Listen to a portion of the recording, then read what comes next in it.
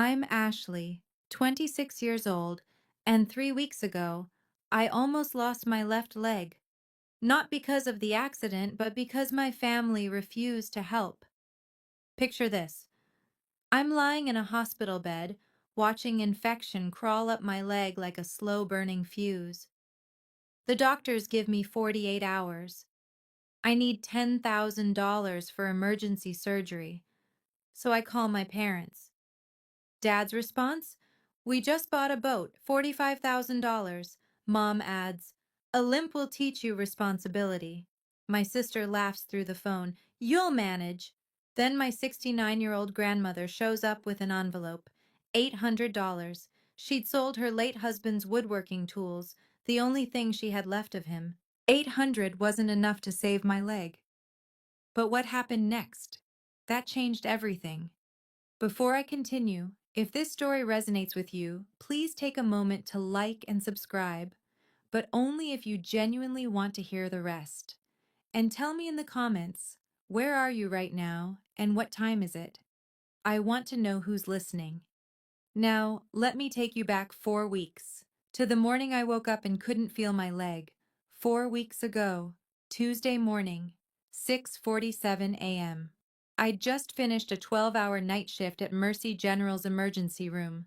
My body was running on caffeine and muscle memory. I remember peeling off my scrubs, collapsing onto my bed, thinking I'd sleep until noon. I woke up at 9 a.m. with my left calf on fire. 5 days earlier, I'd taken a spill on my bike. Nothing dramatic, just hit a pothole wrong and scraped my leg on the pavement. I cleaned it, bandaged it, moved on. ER nurses don't have time to baby every scratch. But now, looking down at my leg, I felt my stomach drop. The wound was angry red, swollen, hot to the touch. And there was a streak, a thin red line crawling up toward my knee like a warning sign written in my own skin. I knew what that meant. Every nurse does. Cellulitis, possibly progressing to sepsis. I called my coworker, Dana.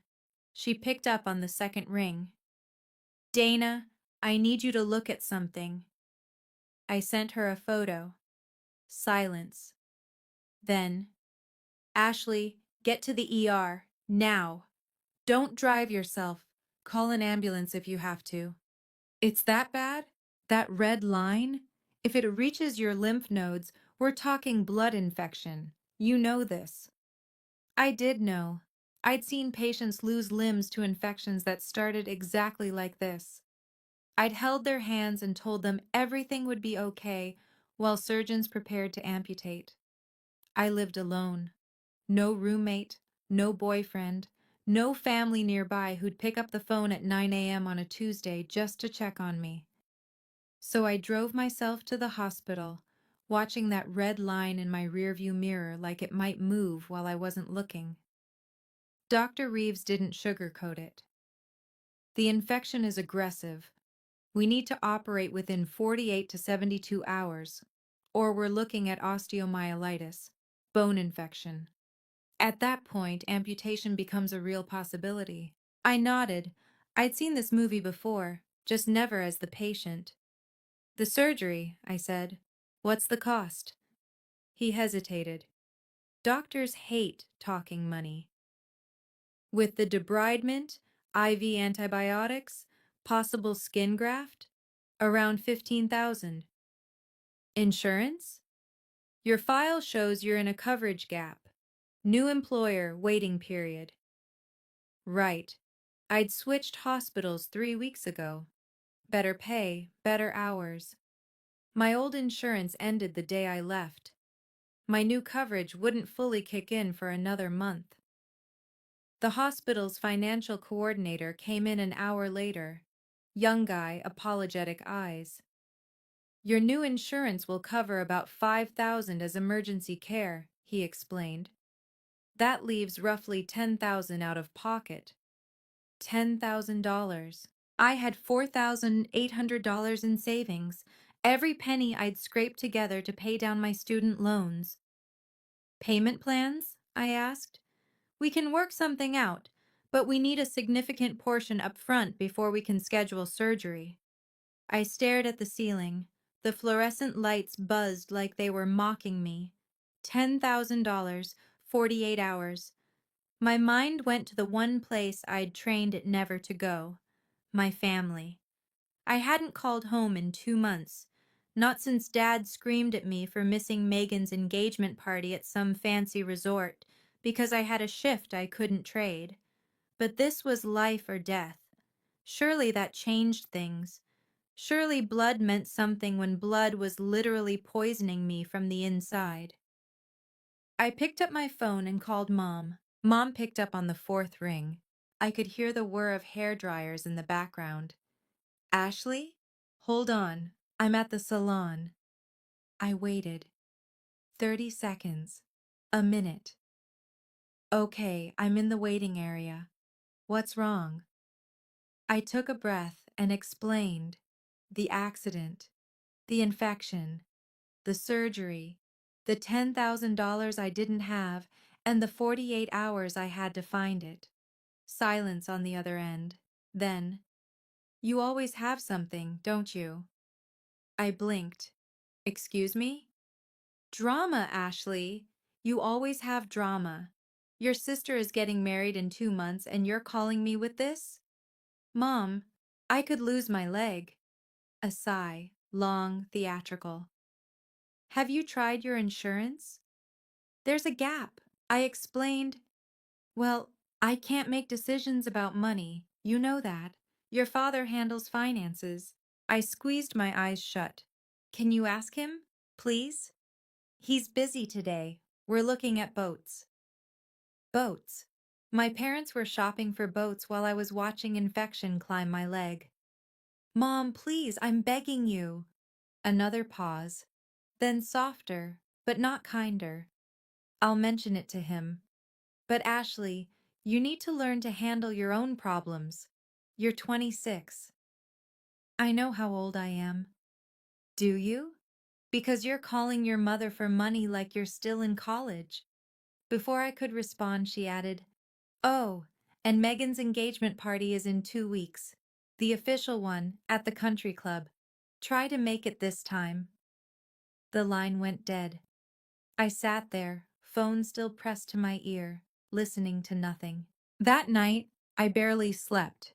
Not because of the pain in my leg, but because of what I knew was coming next. I had to call Dad. I called Dad the next morning. My leg had swollen another half-inch overnight. He answered on the first ring. Your mother told me you called. No, how are you? No, I heard you're in the hospital. Just business. Dad, I need help. I need $10,000 for surgery, or I might. Let me stop you right there. His voice was calm, almost cheerful. Do you know what I did yesterday? I didn't answer. I bought a boat. $45,000. Beautiful sailboat. 28 feet. The words didn't make sense at first, like he was speaking a foreign language. A boat? For Megan. An engagement gift. Her fiancé's family has a place on the lake. This way, we'll have something to contribute. Show them we're not just anybody. I gripped the phone so hard my knuckles turned white. Dad, I'm in the hospital.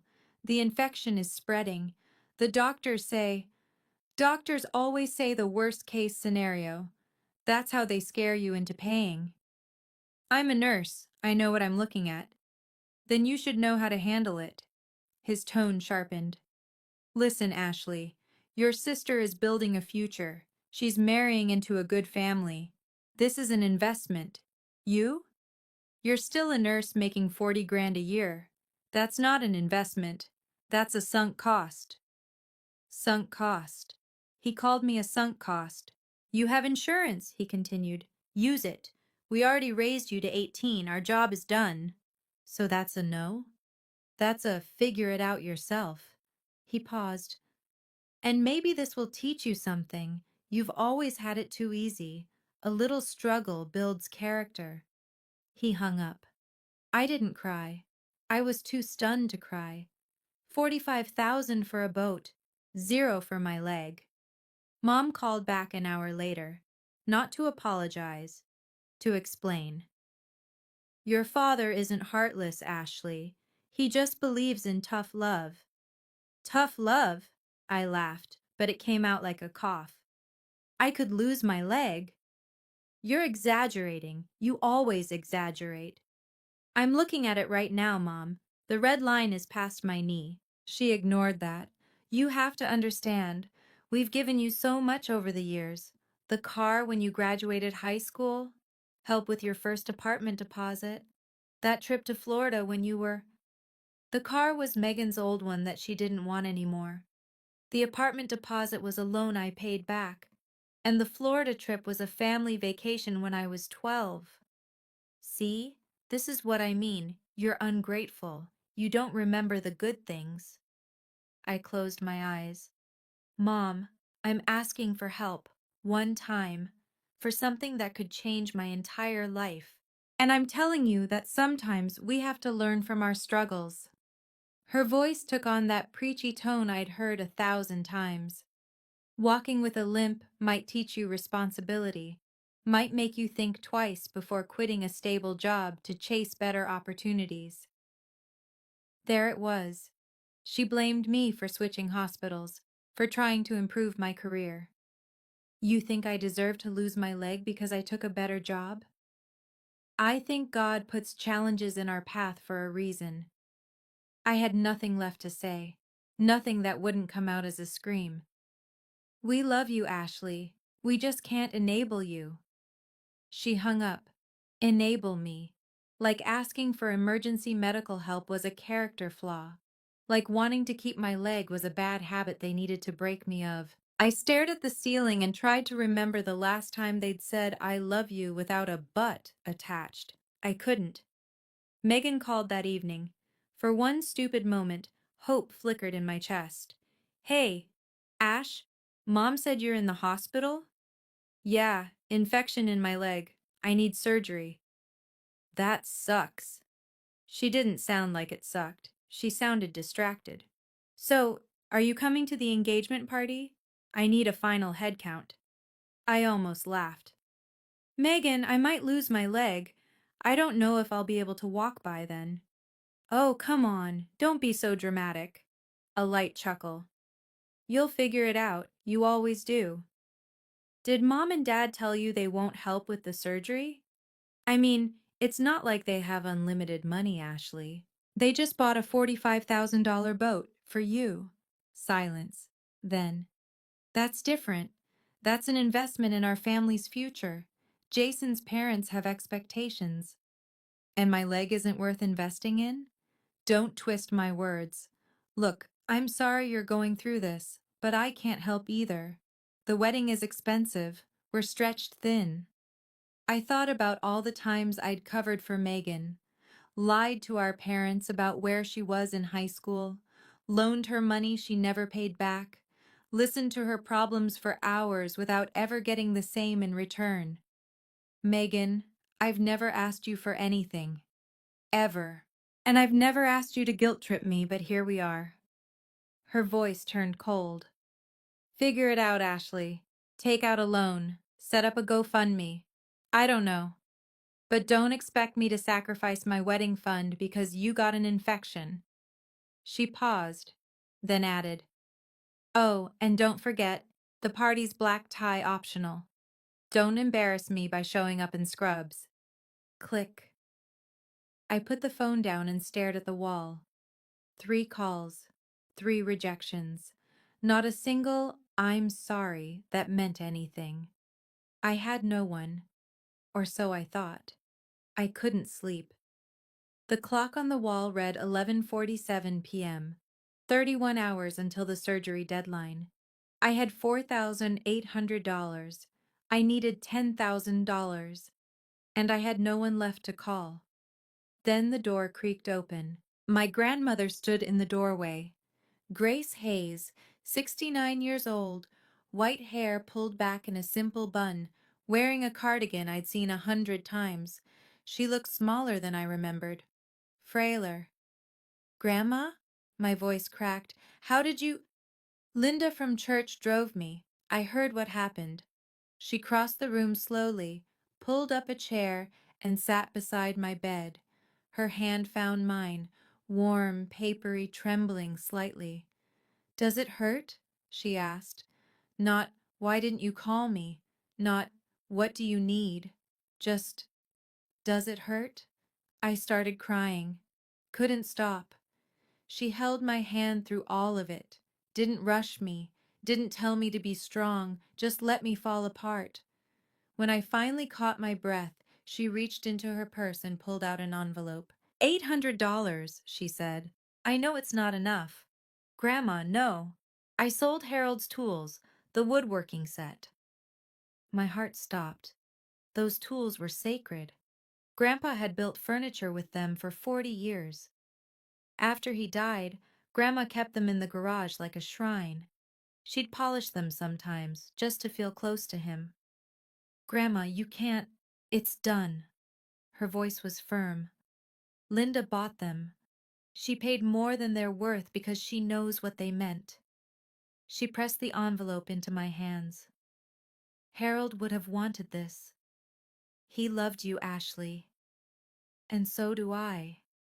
I couldn't speak. $800 wouldn't save my leg. But in that moment, it saved something else. It reminded me that love still existed somewhere, even if it wasn't where I expected to find it. I'm going to pause here for just a moment. My parents refused $10,000, but my grandmother sold everything for $800. So I want to ask you, what would you have done? Comment Grandma if you think she deserves to be treasured. Comment boundaries if you think I should have cut my parents off right then and there. And if you haven't already, please subscribe. This story is just getting started. Now let me tell you what happened next. I held the envelope like it might dissolve if I gripped too hard. Grandma, who did you sell them to? We can get them back. I can't let you— Linda Martinez from church. Grandma patted my hand. She's had her eye on Harold's tools for years, wanted to learn woodworking after her husband passed. Linda Martinez. I knew the name. She ran a small consignment shop downtown, dealt in antiques and second-hand goods on the side. She and Grandma had been friends for decades. Did she ask why you were selling? Grandma's eyes met mine, steady and unapologetic. I told her the truth, that my granddaughter needed surgery and her parents wouldn't help. My stomach dropped. Grandma, what? Should I have lied? She shrugged. Linda asked questions. I answered. She was horrified by the way. Asked me twice if I was sure about my daughter. Patricia, my mother, Grandma's own child. What did you tell her? I told her Patricia has forgotten where she came from. Grandma's voice softened, but there was iron underneath. Your mother wasn't always like this, Ashley. She changed when she married your father. Money became everything. Image became everything. Love became conditional. You're not embarrassed? That people know? Embarrassed?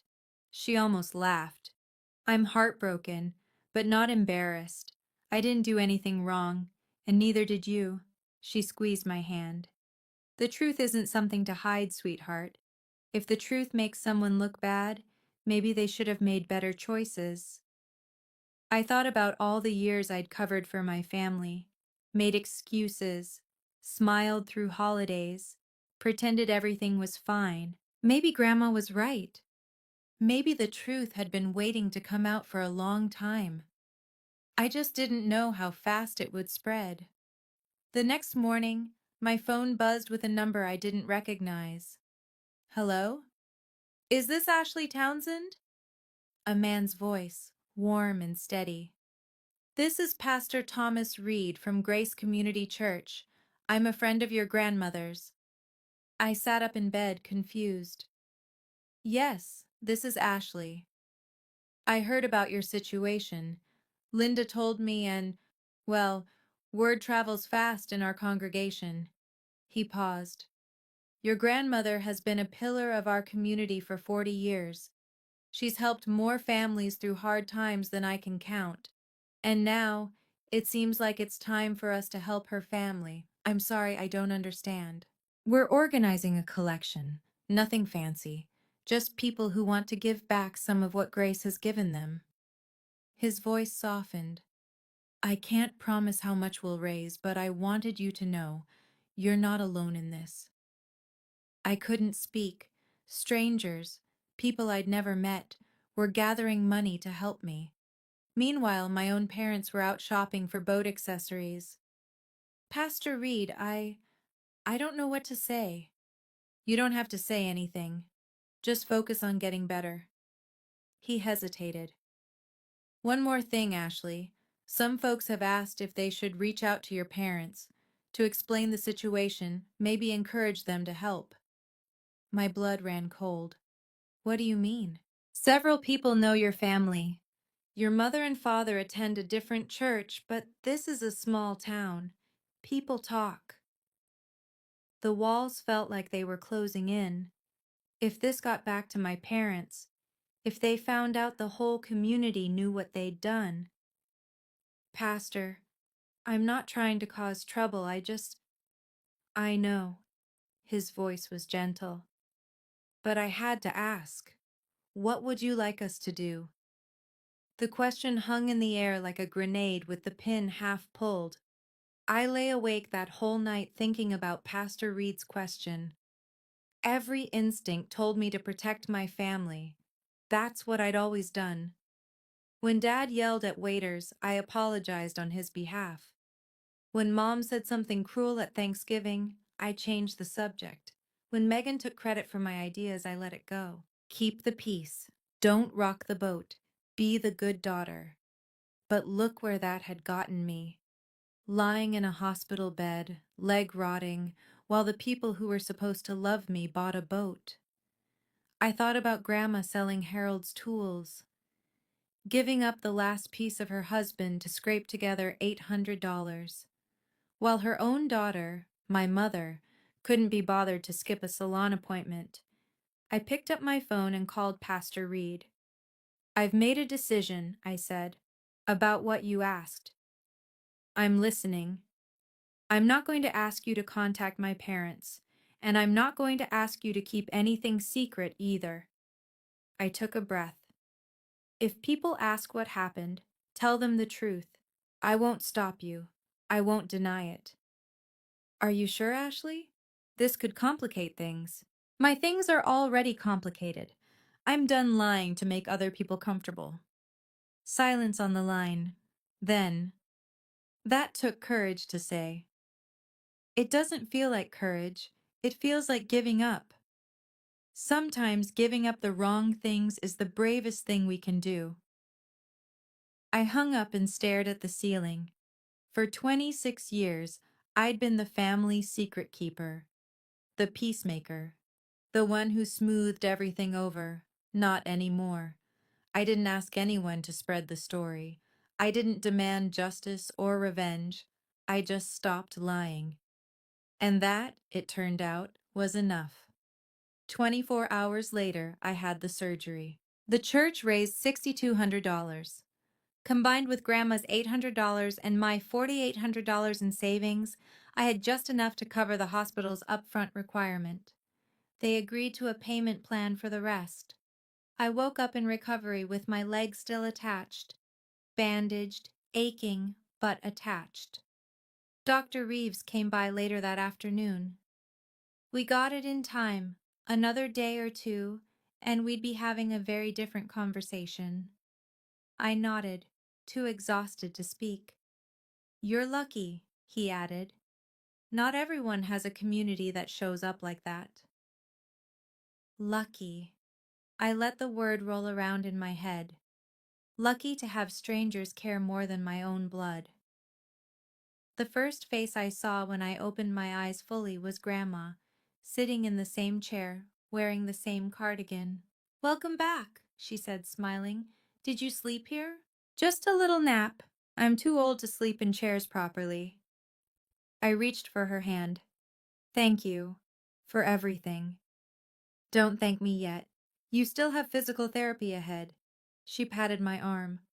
Oh, I called your mother. Told her you were out of surgery. My heart sank. What did she say? Grandma's expression didn't change, but something flickered in her eyes. She asked who paid for it. Of course she did. Not, is Ashley okay? Not, thank God she's alive. Just, who paid? What did you tell her? The truth, that the church community helped, that strangers cared more about her daughter than she did. I waited for the guilt to hit, for that familiar urge to call Mom and smooth things over. It never came. Good, I said, and I meant it. 1 week after surgery, I was staying at Grandma's house for recovery. Physical therapy twice a week, slow walks around the garden, and more home-cooked meals than I'd had in years. That's when the ripples started to reach my parents. Grandma came into the kitchen one morning, holding her phone like it was a dead mouse. Your mother called, she said. 5 times. What did she want?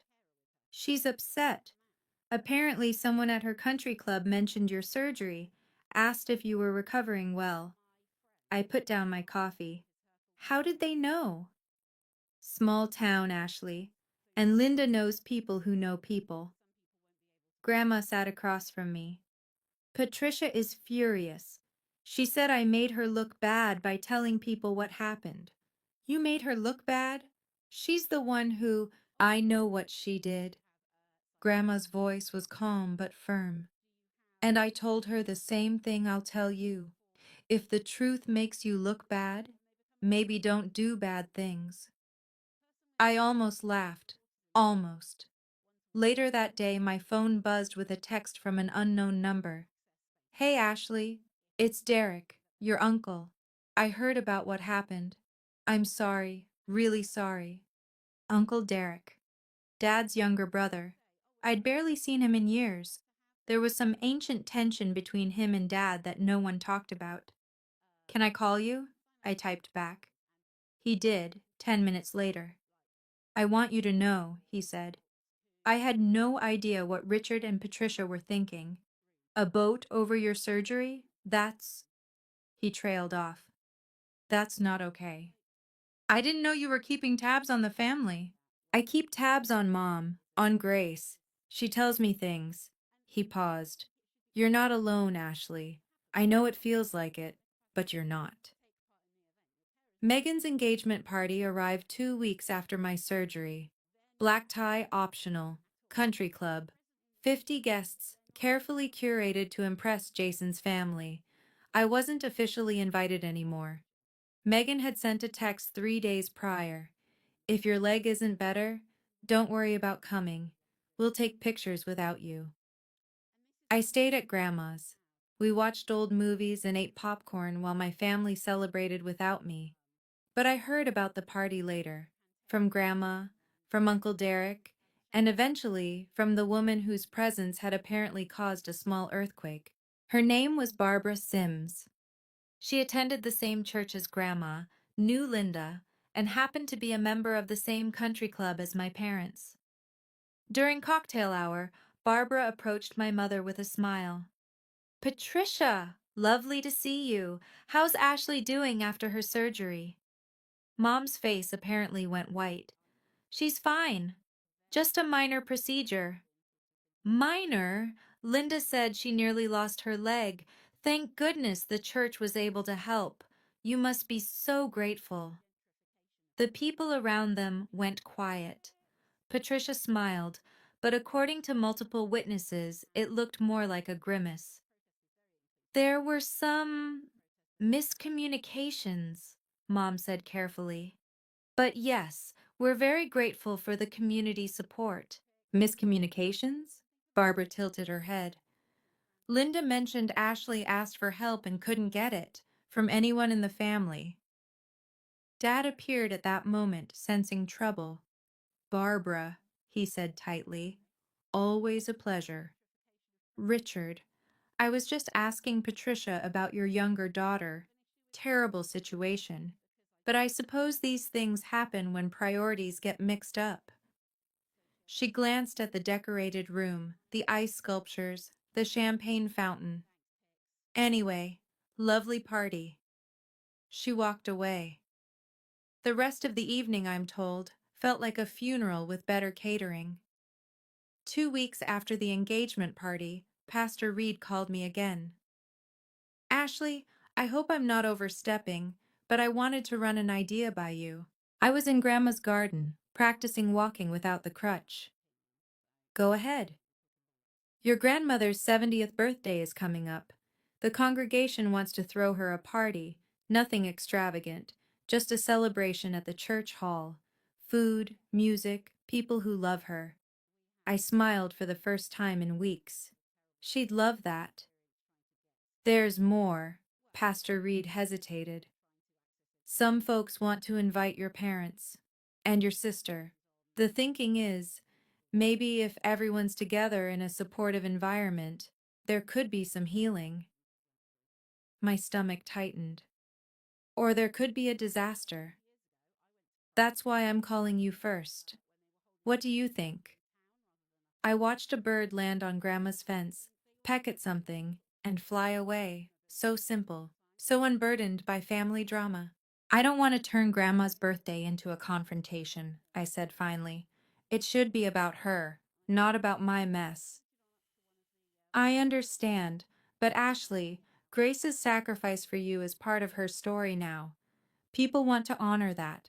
We're not planning to call anyone out. We just want to celebrate her. And if my parents show up and make a scene? Then they show their true colors in front of 80 people who already know what they did. I thought about it. Grandma had spent 40 years giving to this community. She deserved a party. She deserved to be surrounded by people who actually loved her. If my parents couldn't handle that, maybe it wasn't my problem anymore. Okay, I said. Let's do it. I'll help you plan. Thank you, Ashley. This will mean the world to her. I hoped he was right, but I couldn't shake the feeling that something was about to break wide open.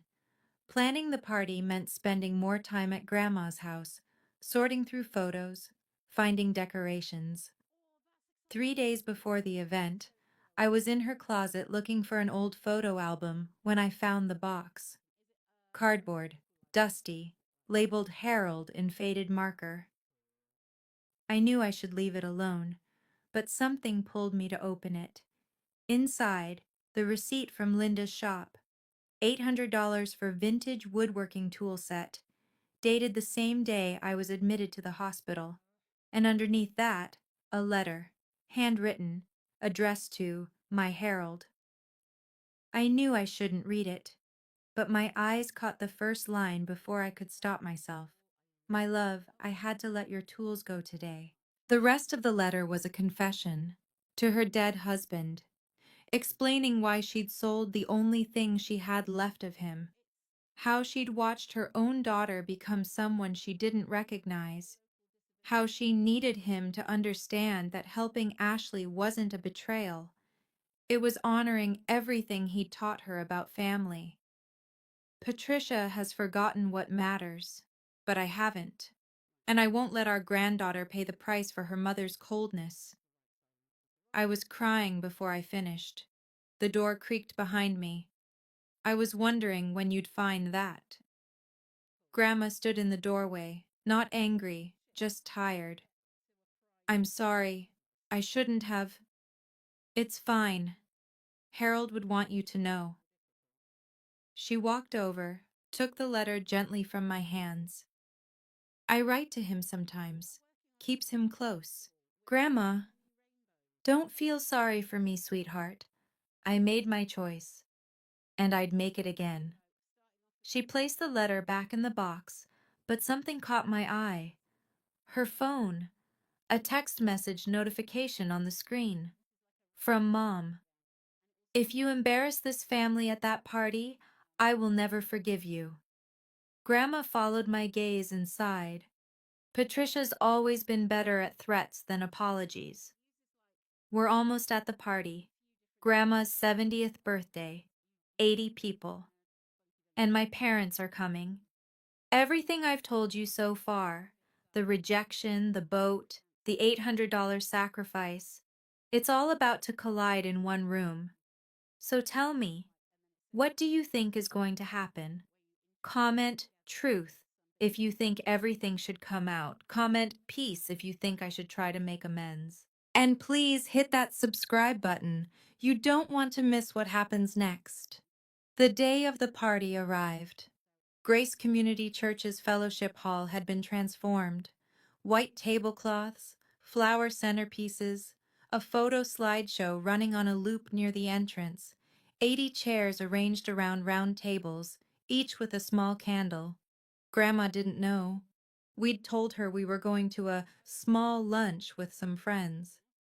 When she walked in and saw the crowd, she stopped in the doorway, hand flying to her chest. "Oh my," she whispered. "Oh my goodness." The room erupted in applause. People she'd known for decades rushed to hug her. Former students she'd taught, neighbors she'd helped through hard times, church members she'd visited when they were sick. I stood in the corner, watching her face light up. This was right. This was how it should be. Then I saw them walk in. Dad first, wearing his navy blazer, the one he saved for important occasions. Mom behind him, in a cream-colored dress, pearls at her throat. Megan and Jason bringing up the rear. Megan looking like she'd rather be anywhere else. Dad surveyed the room like he was assessing property value. Mom spotted Grandma and manufactured a smile. "Mother, happy birthday!" Grandma accepted the hug stiffly. "Patricia, Richard, glad you could make it." "Wouldn't miss it." Mom's eyes scanned the crowd, calculating. "What a lovely little gathering." I stayed in my corner, but Uncle Derek appeared beside me. He'd driven in from 3 hours away. "You ready for this?" he murmured. "No." "Good. Neither am I." He squeezed my shoulder. "But whatever happens, you're not alone. Remember that." I watched my parents work the room, shaking hands, making small talk, performing the role of caring family members. I wondered how long the performance would last. After lunch, Pastor Reed took the microphone. "Friends, before we bring out the cake, I'd like to share a few words about our guest of honor." The room quieted. Grandma sat at the head table, looking slightly embarrassed by the attention. "Grace Hayes has been part of this community for over 40 years. She taught many of your children. She volunteered at our food bank every Thanksgiving.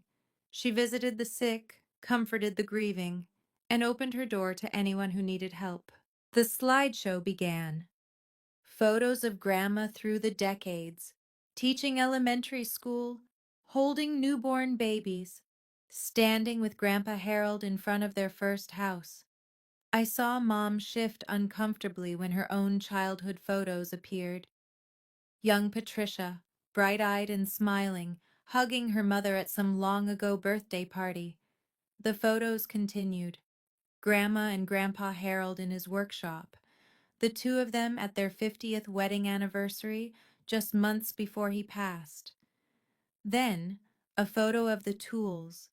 Harold's woodworking set, arranged on his workbench.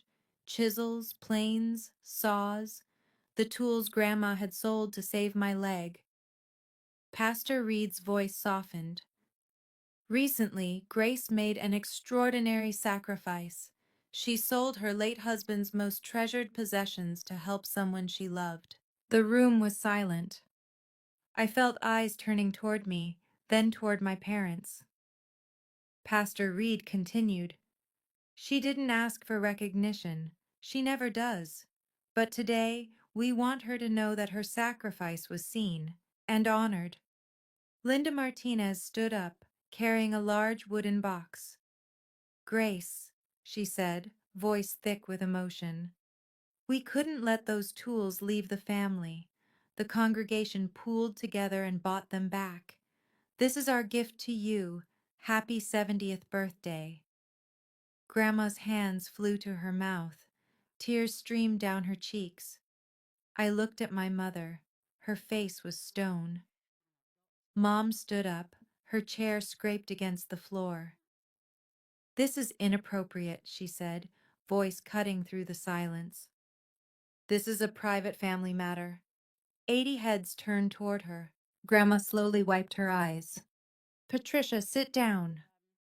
No, I will not sit here while our family's business is aired to, she gestured at the crowd, to strangers. These aren't strangers, Linda said quietly. They're your mother's community, the people who showed up when you didn't. Gasps, whispers. I don't need to explain myself to you. Mom's voice rose. We made parenting decisions. That's our right. An older woman in the back, Barbara Sims again, spoke up. Parenting decisions? Your daughter nearly lost her leg. And she didn't, Mom snapped. She's fine.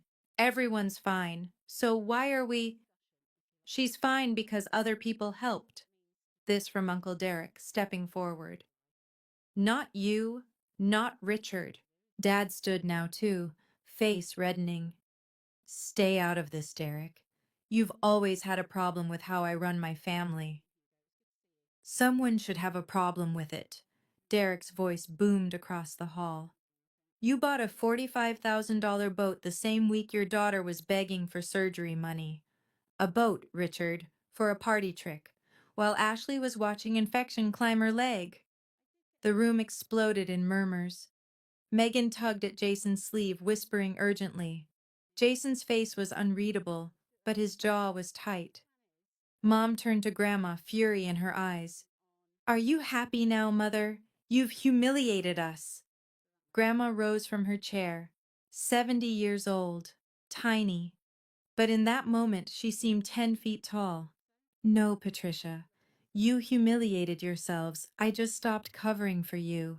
The room went silent, and all eyes turned to me. Mom spun toward me. Ashley, say something. Tell them this is all a misunderstanding. 80 people watched, waiting. I stood up slowly. My leg ached, but I didn't reach for the chair. There's no misunderstanding, Mom. Ashley, I asked you for help. I explained exactly what was happening. You said no. We had reasons. You had a boat. Silence. I took a breath, kept my voice steady. I'm not here to list everything you've done wrong. I'm not here to get revenge or make you feel bad in front of everyone. That's not who I want to be. Mom's eyes darted around the room, calculating, looking for an exit. But I'm also done pretending. Done lying to make you look good. Done being the daughter who keeps the family secrets so nobody feels uncomfortable. Dad stepped forward. You don't talk to your mother like... I'm not finished. I met his eyes. You called me a sunk cost. You said my surgery would teach me a lesson. And you bought a boat, while I was in a hospital bed wondering if I'd ever walk again. His mouth opened, then closed. So here's what's going to happen, I said. I'm setting a boundary. From now on, I decide who gets to be family to me. And family doesn't mean people who share my blood. It means people who show up. I looked at Grandma, at Linda, at Pastor Reed and Uncle Derek and all the faces I barely knew, but who had done more for me in 1 month than my parents had in 26 years. You're not losing a daughter, I said, turning back to Mom. You lost her a long time ago. I'm just finally saying it out loud. I walked to Grandma and hugged her, and the room burst into applause. The applause made Mom flinch. She grabbed her purse and started toward the exit, but Megan caught her arm. Mom, stop. If we leave now, everyone will talk. They're already talking, Megan. Then don't make it worse. Dad stood frozen, face purple. I'd never seen him speechless before. It was almost satisfying. Jason was the unexpected variable. He stepped away from Megan, walked toward me. Ashley. His voice was quiet, respectful. I'm sorry for what you went through. It's not your fault. I know, but I'm still sorry. He glanced back at Megan, something complicated in his expression. I didn't know about any of this. Megan called out to him. Jason, come on. We need to go. He hesitated. Megan, maybe we should stay. Talk to your grandmother. She's not my grandmother's biggest fan right now. Maybe that's the problem. I watched him walk back to her. The conversation that followed was too quiet to hear, but I saw Megan's face shift, from irritation to something like fear. Meanwhile, Grandma stood at the gift table, holding the box of tools, surrounded by friends who wanted to hug her, shake her hand, tell her she was brave. She caught my eye and smiled. That smile said everything. Worth it. Dad finally found his voice. This isn't over, Ashley. I turned to face him. You're right, but it's not up to you how it ends. He opened his mouth to respond, but Uncle Derek stepped between us. Richard, Patricia, I think it's time you left. This is Mom's party, and you're ruining it. For a long moment, nobody moved. Then Mom grabbed Dad's arm and pulled him toward the door. Megan followed, heels clicking on the floor. Jason trailed behind, looking back once before disappearing. The door closed, and the party continued without them. After they left, the tension drained from the room like water from a bathtub. People resumed conversations. Someone turned the music back on. Grandma was escorted to cut her cake, surrounded by friends taking photos. I slipped outside for air. The parking lot was quiet. My leg throbbed. I'd been standing too long. I found a bench near the entrance and sat down, letting the cool evening air wash over me. Footsteps behind me. Jason. Mind if I sit? I gestured to the empty space. He sat down, loosening his tie. Well, he said, that was something. I'm sorry you got caught in the middle of it. Don't be. He stared at the sky. I'm glad I saw it. Megan and I have been together 2 years. I thought I knew her family. And now? Now I'm realizing I only knew the version they wanted me to see. We sat in silence for a moment. She's not evil, I found myself saying. Megan, she was raised differently than me. She got everything she wanted, and I got what was left over. It shaped us differently. You're defending her? I'm explaining her. There's a difference. I looked at him. I don't hate my sister. I don't even hate my parents. I'm just done letting them hurt me. Jason nodded slowly. That's healthier than I would be. Ask me again in 6 months. He laughed, a real laugh, then stood up. For what it's worth, Ashley, I think you're the strongest person in that family. I learned it from my grandmother. I can tell. He hesitated. I need to go talk to Megan. We have a lot to figure out. Good luck. He walked away. I watched him go, wondering what would happen to their relationship. Then I went back inside to celebrate with the people who actually loved me. 1 week later, Uncle Derek called with news. Jason postponed the wedding. I set down my coffee. Postponed? Not canceled? Postponed. Indefinitely. He told Megan they need to work some things out first, including how her family treats people. I should have felt victorious. I didn't. I just felt tired. How's Megan taking it? Not well. She called your parents, screaming, blamed them for the party disaster. They blamed your grandmother. Your grandmother, apparently, hung up on all of them. Good for her. There's more. The boat? Richard listed it for sale yesterday. That surprised me. The $45,000 boat? Turns out showing off to Jason's family doesn't matter much when Jason's family has serious concerns about your character. Derek's voice was dry. Funny how that works. 3 days later, Megan called me. I almost didn't answer, but something made me pick up. Happy now? Her voice was raw, like she'd been crying. No, actually, I'm not happy any of this happened. You ruined my wedding. I let that sit for a moment. Megan, I didn't make you laugh when I told you I might lose my leg. I didn't buy a boat instead of helping me.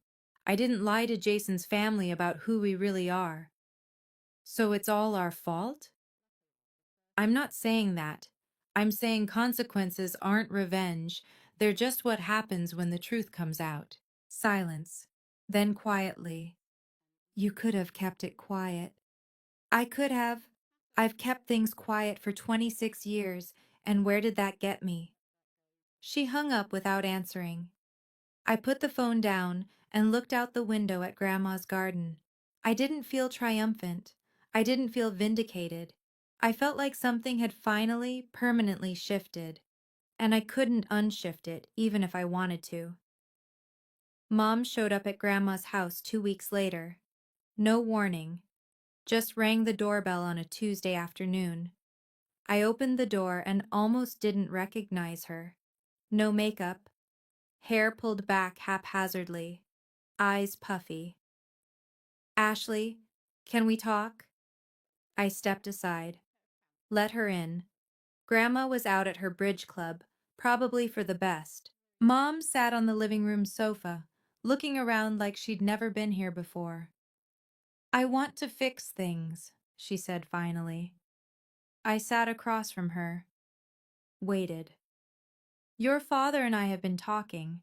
This whole situation has been difficult for everyone. Yes, it has. The wedding is postponed. People are talking. Your father's been getting looks at the golf club.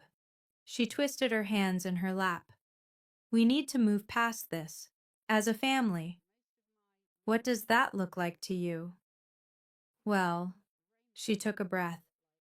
Maybe you could tell people that there was a misunderstanding, that we offered to help, but you wanted to be independent. Something like that. I stared at her, waiting for the punchline. It didn't come. You want me to lie. I want us to heal, Ashley. And sometimes healing means acknowledging what happened, not covering it up. Her expression flickered, frustration breaking through the mask. I'm trying to meet you halfway. No, you're trying to protect your reputation. That's not the same thing. So what do you want from me? An apology? I don't want anything from you, Mom. That's what I've been trying to tell you. I leaned forward. An apology won't change what you did. What I need is distance, boundaries, space to live my life without being hurt by people who are supposed to love me. Her face hardened. So that's it? You're cutting us off? I'm protecting myself. If you can't tell the difference, that's the whole problem. She left without saying goodbye. That night, Grandma came home and found me on the porch, staring at nothing. She sat beside me, her joints creaking softly. Your mother was here. How did you know? I can smell her perfume. She smiled faintly. It hasn't changed in 30 years. We sat in silence for a while. She wanted me to lie for them, I said. Tell people it was a misunderstanding. Of course she did. Grandma sighed. Patricia has always been better at managing appearances than facing truth. Were you surprised when she became like this? Grandma thought about it.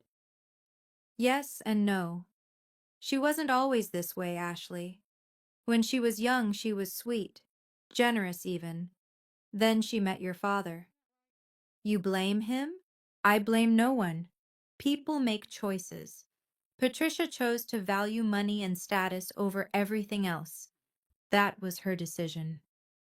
But she's your daughter. Yes. Grandma's voice softened.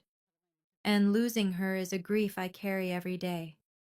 But I lost her long before this week, long before you were in the hospital.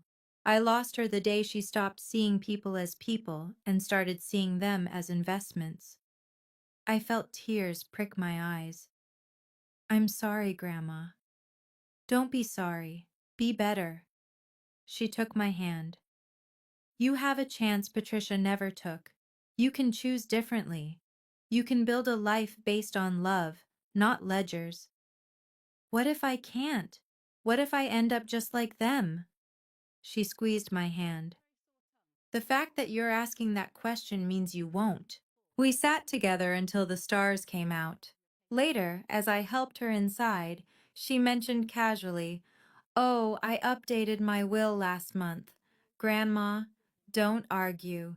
Derek gets half. You get half. Patricia gets a letter explaining why." A letter? Some lessons can only be taught from the grave. 2 months after the party, I made a decision. Grandma, I want to move in. Officially. She looked up from her crossword puzzle. You already live here. I mean permanently, not just for recovery. I'll pay rent, help with groceries, take care of the garden. The garden is mostly weeds. Then I'll weed it. She studied me over her reading glasses. You're not doing this out of guilt, are you? No, I'm doing it because this is the only place I've felt like family in years. Her face softened. Then yes, of course. I went back to work the following week. Full shifts at Mercy General. The physical therapy had paid off. My leg was stiff, but functional. I'd never run marathons, but I could walk, stand, do my job. My coworkers threw me a small welcome back party. Dana hugged me so hard I thought she'd crack a rib. We were worried about you, she said. Really worried. I'm okay now. You look okay. You look lighter. She was right. Something had lifted. Not happiness exactly, but the absence of a weight I'd carried so long I'd forgotten it was there. Life settled into a new rhythm. Work, physical therapy, dinners with Grandma, weekend woodworking lessons in the garage using Harold's reclaimed tools. I got a wedding invitation in the mail. Megan and Jason, rescheduled. I placed it on the kitchen table and forgot about it for 3 days. When Grandma found it, she asked, "Are you going?" "I don't know." "What do you want to do?" I picked up the invitation. Cream-colored paper. Elegant script. Like nothing had ever happened. "I want to stop being angry," I said. "And I'm not sure if going helps with that or makes it worse." "Then decide when you're ready. Not before." I put the invitation in a drawer. I'd decide later, when I was ready. 3 weeks before the wedding, Megan called. I almost let it go to voicemail. But something in me, curiosity maybe or exhaustion, made me answer. "Megan." "Ashley." Her voice was different, smaller. "Can you talk?" "I'm listening." A pause. Then, "I owe you an apology." I waited. "Jason and I have been in therapy, couples counseling. His idea, but I agreed. And we've been talking about a lot of things, including you." "Me?" "The therapist asked me to describe our relationship, yours and mine, and I started listing all the times I thought you'd been dramatic or needy or attention-seeking, and the therapist just looked at me and asked if I'd ever considered that I was wrong." I sank onto the edge of my bed. "I didn't have an answer," Megan continued. "I've never had to have an answer. I was the good one, the successful one, the one who did everything right, and you were there, in the background, complaining. I wasn't complaining. I know that now. Her voice cracked. When you said you might lose your leg, I laughed. I laughed, Ashley. What kind of person does that? Someone who was never taught to care. Silence. The therapist said the same thing, that I learned to see people the way mom and dad see them, as useful or not useful, and you were never useful to my plans, so I dismissed you. I didn't know what to say. This wasn't the Megan I'd known my whole life. I'm not asking you to forgive me, she said. I'm just asking you to know that I see it now. What I did, who I was. And who are you now? I don't know yet. Someone trying to be better. That's a start. Will you come to the wedding? I don't know yet either, but Megan, thank you for calling. That's something you've never done before. I went to the wedding. Not because I forgave everyone, not because everything was fixed, but because Grandma wanted to go and she needed someone to drive her. The ceremony was smaller than originally planned. 60 guests instead of 200. Garden venue instead of the country club. Jason's family sat on one side, looking politely uncomfortable. My parents were there. Mom in champagne silk, Dad in a suit that didn't quite fit anymore. He'd lost weight from stress, according to Uncle Derek. They saw me come in with Grandma. Mom started toward us, then stopped, changed direction, went to greet someone else instead. Fine by me? Megan looked beautiful. Nervous, but beautiful. When she walked down the aisle, she caught my eye and nodded. Just a small acknowledgement. But it was more than we'd shared in years. The reception was awkward in places. There were people who knew the story and people who didn't. Conversations that died when certain names came up. I didn't stay long. Danced once with Uncle Derek, ate a piece of cake, hugged Grandma when she said she was tired. As we were leaving, Megan caught me at the door. You came. I said I might. She smiled. Not her old smile, polished and performance-ready, something softer. Thank you for giving me a chance. I'm giving us both a chance. She hugged me, brief, tentative. We weren't sisters who hugged. Maybe we could learn. In the car, Grandma patted my hand. How do you feel? I thought about it. Okay, not great, not terrible, just okay. Okay is enough, sweetheart. For now, okay is more than enough. I drove us home through quiet streets, past houses with lit windows, past the hospital where strangers had helped save my leg. Okay was enough. For now. 6 months later. My leg healed fully. A small scar ran up my calf, silvery and fading. Dr. Reeves called it a battle wound. I called it a reminder. I'd been promoted to shift supervisor at Mercy General. Better hours, better pay, a team of nurses who respected me. Grandma and I had settled into an easy rhythm. I cooked on weekdays, she cooked on weekends. We watched Jeopardy every night at 7 o'clock. She was teaching me woodworking, basic stuff, but satisfying. My hands were learning what Harold's hands had known. Megan and I texted sometimes. Nothing deep. Just, how are you? And saw this and thought of you. And happy birthday. It wasn't closeness, but it wasn't coldness either. My parents kept their distance. Mom sent a Christmas card with a generic message. Dad didn't send anything. I didn't expect him to. But the silence didn't hurt like it used to. It just was. One afternoon, a patient's daughter stopped me in the hallway. Middle-aged woman, exhausted, scared. You're the nurse who almost lost her leg, right? I heard your story from someone at church. I braced myself. Yes. My mother is cutting me off.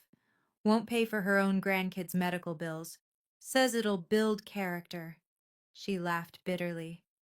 Sound familiar? Too familiar. How did you get through it? I thought about it.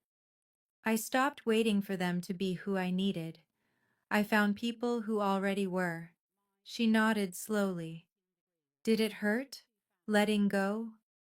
Every day at first, then less, then hardly at all. I put my hand on her arm. You're allowed to choose yourself, even over family, especially over family who doesn't choose you back. She thanked me, walked away with slightly straighter shoulders. That's when I knew the hardest part was over. Before I close this story, I want to share something I've learned about my family, about myself, and maybe about you. My father grew up poor, like hand-me-down clothes, food stamps at the grocery store poor. He clawed his way into the middle class through sheer force of will, and somewhere along the way, he started seeing everything through a financial lens. Children weren't children, they were investments. Megan was the high-yield stock. I was the underperformer he wanted to cut loose. That doesn't excuse what he did, but it explains it. My mother was different. She came from a loving home, Grandma's home, but she married my father and slowly adopted his worldview. It was easier than fighting, easier than questioning. By the time I was born, she'd forgotten how to love without conditions. And Megan, she was the product of both, raised to believe that worth came from achievement, that love was earned through success. She never learned empathy because no one taught her. She dismissed me because I was less than in the only metric that mattered to her. As for me, my weakness was obvious. I spent 26 years trying to earn love from people who had already decided I wasn't worth it. I confused silence with peace. I thought that if I just tried harder, accommodated more, swallowed my pain quietly, eventually they'd see me. They never would have. That's not a failure of my effort. It's a failure of their capacity. If any of this sounds familiar to you, if you've ever been the overlooked one, the scapegoat, the family member who could never quite measure up, hear me when I say this. You are not broken. You are not unlovable. You are not a sunk cost. Setting boundaries isn't betrayal, it's survival. And choosing yourself, even when it means losing people who share your blood, is the bravest thing you can do. Family isn't always the people you're born to. Sometimes it's the grandmother who sells her treasures to save you, the strangers who donate because they've heard your story, the friends who show up when blood relatives walk away. That's my story. Thank you for walking through it with me. If you've made it this far, please like, subscribe, and share this with someone who might need to hear it. In the description, I've linked another story about boundaries and healing. Check it out if this resonated with you.